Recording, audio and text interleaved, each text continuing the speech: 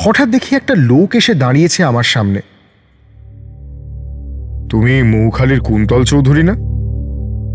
অচেনা জায়গায় নিজের নাম শুনে বেশ অবাক হলাম। ভুরু কুঁচকে বললাম, হ্যাঁ, আপনাকে তো ঠিক চিনতে পারলাম না। লোকটা একটু চুপ করে রইল, তারপর বলল, চিনে কাজ নেই, যা বলছি তাই শোনো। ওই গাড়িতে আর উঠতে হবে না, এখানেই থেকে যাও আজ রাতটা।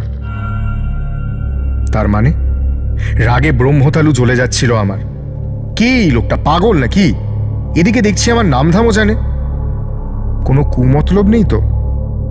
স্টেশনের আবছা আলোয় ভালো করে লোকটাকে দেখার চেষ্টা করলাম একবার, কিন্তু কিছুই বুঝতে পারলাম না। আপাদ মস্তক কালো কম্বলে ঢাকা লোকটার জলজলে দুটো চোখ ছাড়া আর কিছুই দেখা যাচ্ছে না। লোকটার কথায় পাত্তা না দিয়ে ট্রেনের দিকে এগিয়ে যেতেই আবার পথ আটকালো লোকটা।